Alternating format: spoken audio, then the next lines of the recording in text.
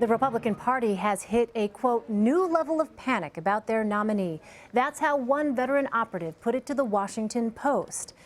You're getting a live look now at Jacksonville, Florida, where Donald Trump is set to hold a rally. It has been an unprecedented week for the GOP nominee. He's faced intense backlash from both allies and opponents over his combative response to a Gold Star family that criticized him at the DNC. He made apparent his lack of knowledge related to Ukraine and Russia, where he seemed to think that Russia had not sent forces into Ukraine. And he's refused to endorse House Speaker Paul Ryan and Senator John McCain in their upcoming GOP primaries. Amid all of that, he also managed to boot, although I did see reports disputing this, he wasn't actually booting out the crying baby, but there was some scandal over that from a rally. And on Tuesday, President Obama declared Trump unfit and, quote, woefully unprepared to serve as president, and asked Republicans why they're still endorsing Trump as their party's standard bearer. Here with me in studio to talk about all of this are Liz Smith, Democratic strategist and former Rapid Response Director for President Obama's 2012 campaign, and CBS News Elections Director Anthony Salvanto. We also have CBSN political contributor and Republican strategist Leslie Sanchez in Los Angeles, CBS News senior political editor Steve Chigueras in Washington, and of course, our Major Garrett, there he is, who is in Jacksonville, Florida. Major, where to start? Let me just begin by asking you this. You talked to Newt Gingrich on Wednesday, a Trump ally, a runner-up for the VP slot. What did he tell you? Well, I talked to the speaker, the former speaker. I said, hey, were you quoted accurately when the Washington Post said that Trump was making himself as unacceptable as Hillary Clinton by his recent self-inflicted wounds? And Gingrich said, yes, Trump was making himself as unacceptable in this race as Hillary Clinton. And then I said, do you think Trump can withstand this? He said, yes. He goes, I'm still with Trump 100%, but the speaker, the former speaker, Newt Gingrich, said Trump has to become more disciplined, and if he doesn't, he runs a real risk of losing this campaign. I asked the speaker, have you given Trump any special advice this week? He wouldn't go into that, but I can tell you, Elaine, Gingrich is one of the most frequent and influential advisors within the small world of frequent and influential Trump advisors. So if Gingrich is saying what he said to me in the Washington Post publicly, I'm sure he's saying much the same to Trump in private. The great question is, will Trump heed any of these requests that border on pleas from Republicans to tighten up his messaging, focus on Hillary Clinton, focus on issues that got him to be the nominee of the Republican Party in the first place, and stop creating fights for himself with other Republicans or wandering off into issues that don't work for him and that only bring him criticism or negative publicity. There's no evidence that Trump's going to do that. As a matter of fact, Elaine, I can tell you that based on conversations I've had with those who were present late last week in Colorado at a private fundraiser with all these GOP donors sitting around, Trump just flatly declared, all you people want me to be presidential. Why should I become presidential? I wasn't presidential in the primaries, and look how far I've gotten. I'm not going to become presidential. You're just going to have to deal with it. And that's sort of an insight into what Trump thinks about himself, what he thinks about what he's achieved, and why he's resistant to calls bordering on pleas for him to change. Yeah, that is very informative insight. All right, Major Garrett there in Jacksonville. Major, thank you so much. Let's go now to our Leslie Sanchez. Leslie, we've also been hearing reports that Trump's campaign chairman, Paul Manafort, has complained about losing control over Trump. In fact, here's what Manafort had to say about that on Wednesday. First of all, the candidate is in control of his campaign. That's number one. And I'm in control of doing the things that he wants me to do in the campaign. The turmoil, this is another Clinton narrative that's being put out there and that the media is picking up on. In the last week, we've just announced our 50 state chairman in the states. We've announced a record amount of money that we raised in July. Mr. Trump has appeared this week in front of crowds that are overflowing onto the streets. So the campaign is in very good shape. All right, so Leslie, some of these reports about campaign chaos sound very inside baseball. Why do all of these questions matter at this particular point in the race? It matters because we're trying to determine if there's longevity, if there's enough fuel in the tank, so to speak, to make it across, the line in November. Talking to some of the sources I have within the campaign, I asked specifically about the Paul Manafort issue, and some of them were hesitant to talk about it. I will tell you that there's still this feeling, going back to Corey Lewandowski, that they get iced out if they say something wrong or derogatory about the campaign, which is never a good sign. But I will tell you, fundamentally, they feel that Manafort is in charge. That the difference, I think what the nuance was in there, is they're letting Trump be Trump. People have tried to control him on the stump. I think even if you listen to him, and I think Major Garrett would know more about that now, he's going back to a lot of the cadence, a lot of the talking points that he had in the Republican primary. He, again, is not necessarily aiming at Hillary Clinton the way Republicans want him to. He seems to think, meaning Trump, that it's going to work for him. The surrogates want to get on message. They're still a bit disoriented. And that's where the fractured nature is. It's this hesitation among the surrogates. They don't know where they should be going, kind of a bit of disorganization. Manafort thinks he's looking at the states and that operation, and then the rest of the Republican establishment, who's really all hands for themselves, trying to see if they can maintain the majority. So, Steve Chigueras, let me ask you that same question, because the bottom line, it sounds like, campaigns have to do a lot of homework. They have to do a lot of groundwork. They have to put a lot of things into place to ensure a victory. Can you just help us understand this context? Because I think to some people who maybe haven't paid that much attention to the ins and outs of the Donald Trump campaign behind the scenes, this might sound like it's sort of inside the Beltway talk from a bunch of pundits and reporters. Right, but you have to understand that he's up against a professional organization in Hillary Clinton, somebody who's been building her organization for a couple of years now, raised hundreds of millions of dollars. Yes, she went through a primary, but she has much more money. She has advertising, television advertising she's reserved. She has people on the ground to help get out the vote, an organization that dwarfs the Trump organization. And, it's a big deal, I think, as Leslie said, in terms of does he have the fuel to make it to November. I think the RNC and others were willing to overlook that a little bit, hoping, they were going to basically take over a lot of that organization, fundraising and on-the-ground organization, hoping that Trump would pivot to being less of a gaffe machine and more of a professional presidential candidate. And I think what you're hearing now is that Reince Priebus is frustrated with the continual mistakes that Trump is making. What happened this week, I think, has a lot of Republicans not only just scratching their heads, but a lot of Republicans' heads are exploding because of this. And it's almost like they've been dealing with this for 3 months since he became the presumptive nominee. And they're just wondering, is there any chance that he'll fix his communication problems? I mean, he keeps stepping on these landmines and really getting in the way of his own message. You heard Newt Gingrich, he was telling somebody earlier, this is Joe Montana who's just having a really bad streak of interceptions.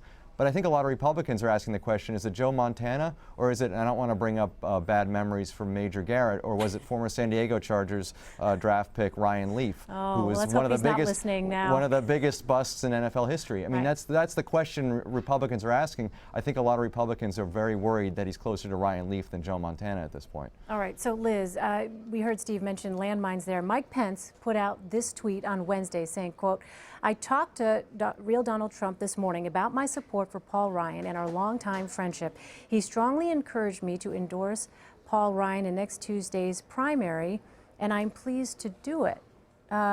So is it basically Mike Pence here trying to play the person who is cleanup crew? Yeah, well, exactly. And I mean, you got to feel bad for Mike Pence, because he kind of thought that this was going to be his bailout out of a tough gubernatorial race in Indiana, and instead, he's running around, following Donald Trump around with a mop. Right.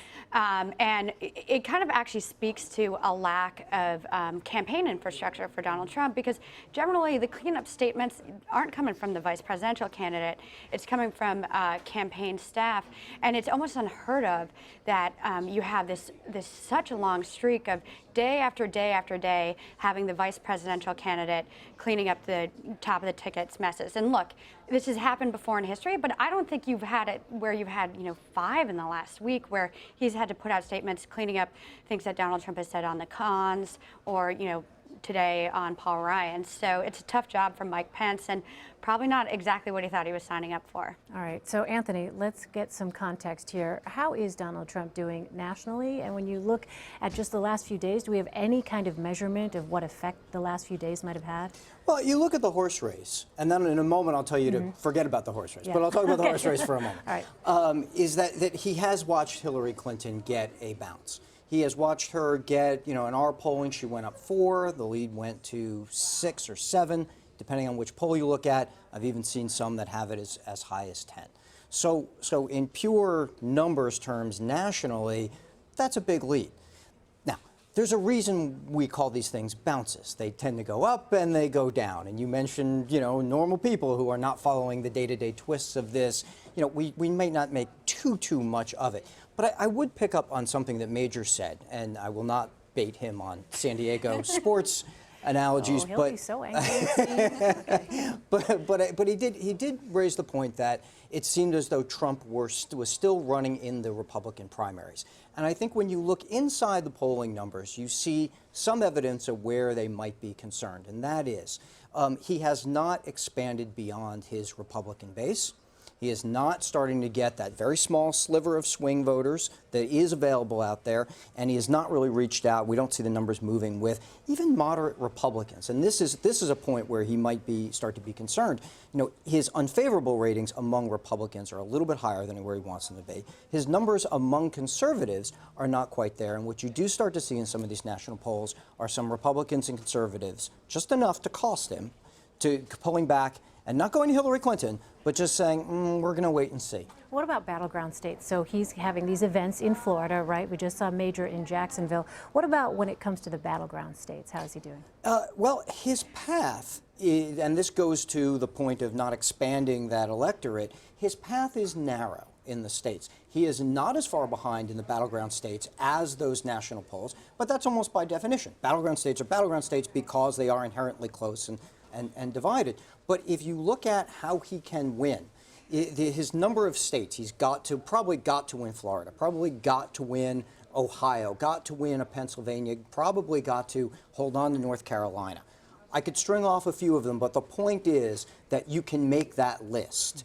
And unless he starts to expand the electorate a little more, expand that map a little bit more, then he does have a very sort of narrow place in which to get to that 270. But one thing, just to piggyback on that I think is interesting is, I worked in Ohio in 2010, and I was talking to some Democratic officials in Ohio today, is that there are actually more staffers on the ground in Ohio just for the Democratic Party and for Hillary Clinton than Donald Trump has nationwide. And they're making a concerted effort to reach out to, the moderates that you're talking about, college-educated women voters in suburbs of the 3 Cs, Columbus, Cleveland, Cincinnati.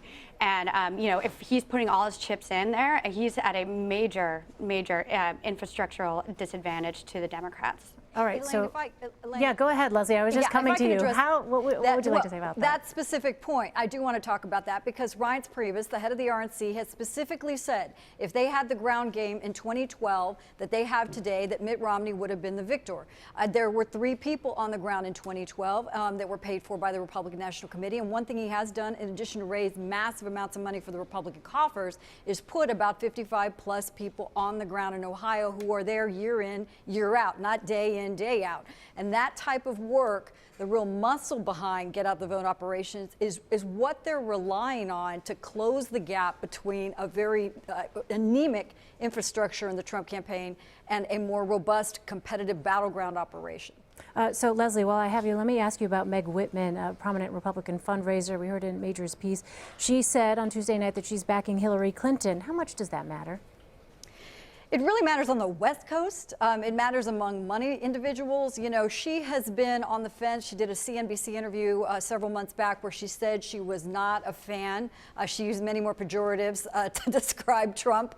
She was with Chris Christie originally, and she did not cross over. She has also been conversing with a lot of other of these anti-Trump folks. So we know she put $1 million into some of those ads to look at getting him defeated before he was a Republican nominee. I don't think it's new news. What it does do is it shows that she's saying it's okay to go to the Hillary Clinton campaign. For those moderate Republicans that you were talking about, it may be effective.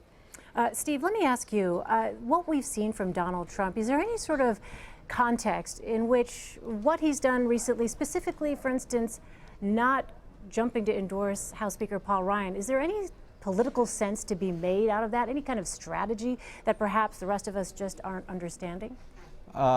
Maybe. I don't know. I would. Just checking. Okay, so if you want to just take the positive road on this and try to suggest maybe what he was thinking is that, you know, he's always been positioning himself as an anti-establishment person, right? And so to jump behind the establishment candidate in a primary, the Speaker of the House, it's against the grain for what Trump sort of represents at this point. But again, this is sort of the mindset of somebody running in a Republican primary as an anti-establishment candidate. He's now the general election. He's now the nominee of the entire party.